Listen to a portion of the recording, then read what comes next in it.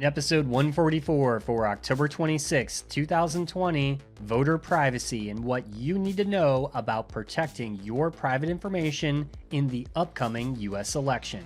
Our sponsor, Silent Pocket, has been collaborating with Tech Wellness to bring fashion, privacy, and health together with their new crossbody Faraday sleeve. This Faraday sleeve comes in elegant, soft pebble leather, gold hardware, and an adjustable crossbody strap with room for a smartphone and internal card storage, with the added benefit of blocking all wireless signal. With the holidays coming up, this would make a great gift for a friend or family member that's concerned about their digital privacy. Pick one up today at silentpocket.com, and don't forget to use discount code SHAREDSECURITY at checkout to take 15% off your order. Hey everyone, it's Scott Wright here for ClickArmor.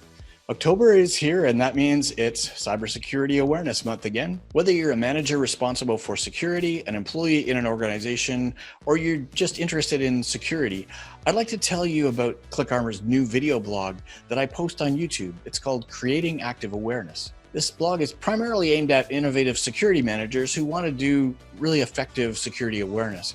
But this month, I have tips for everyone, regardless of your role, that give you some ideas on how to make good use of Cybersecurity Awareness Month. So check out the ClickArmor channel on YouTube to see the many short episodes of this ongoing series. And finally, and most exciting, you should definitely check out our free Home Alone gamified learning module that teaches you and your team in a fun way how to work from home securely with your own organization's leaderboard. To get started, just go to clickarmor.ca/sharedsecurity. Can you believe that the US election is next week? Well, if you're like me, you're probably looking forward to getting this election over with, since we're all being bombarded with political phone calls, texts, emails, and of course, people coming to our front door trying to convince us to vote for their candidate. And all of this unwanted attention may make you wonder, how do these people and political parties get my personal information? Aren't voter records considered private data? Well, not really, and it's surprisingly easy to obtain voter records that can be used for political solicitation.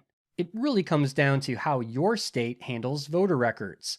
So for example, in Minnesota, you can buy this information for $46, but in Iowa, it can cost up to $2,000, and in other states, it can be completely free.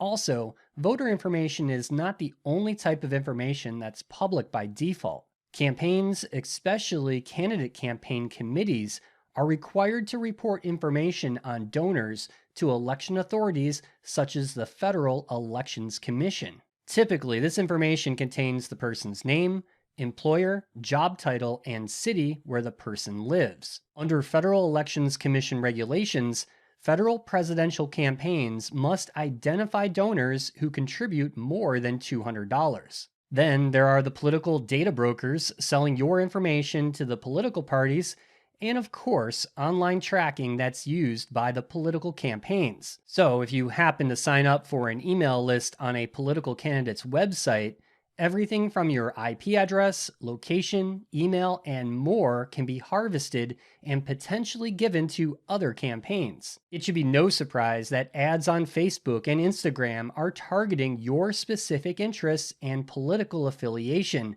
And guess where the data about your ad clicks, retweets, and shared links go? Well, they go right back to the political parties or to whoever paid for those ads in the first place. It's also well known that political candidate websites use cookies, clear GIFs, beacons, tracking pixels, or web bugs to ensure you are served political ads across all of your devices and social networks. For example, if you visit a presidential candidate's website, don't be surprised if you start seeing ads for said candidate pop up on Facebook, Instagram, and Twitter across all of your devices. And let's not forget about your smartphone, which can be physically tracked as well. I've been seeing lots of stories and research showing that political parties are using rallies and other in-person gatherings, yep, even in the pandemic, to track the unique hardware device identifier that your smartphone has to serve you more ads and to allow a political party to even know your physical location.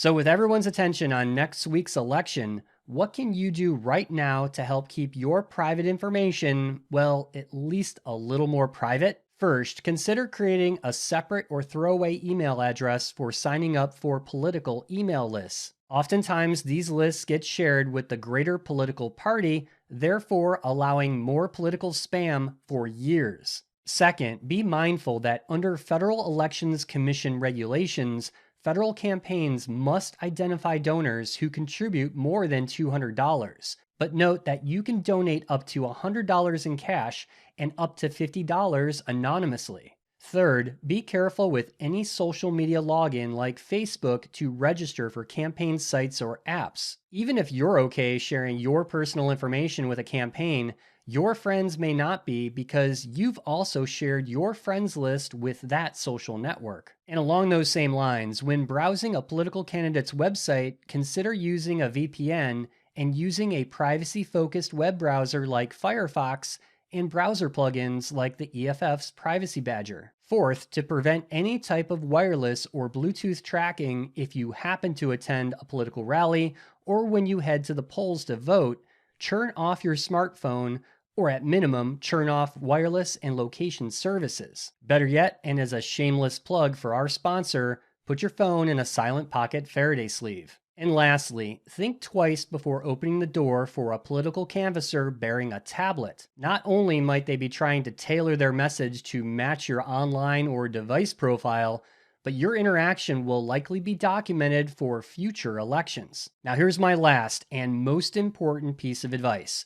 Please exercise your right to vote on November 3rd. And remember, democracy only works if we participate, and we can still participate without sacrificing our privacy. That's a wrap for this week's show. Visit our website, sharedsecurity.net, for show notes, all previous episodes, and to sign up for our email newsletter. First-time listener of the show? Please subscribe wherever you like to listen to podcasts. And if you like this episode, hit that like and subscribe button. Thank you for listening, and we'll see you next week for another episode of the Shared Security Show.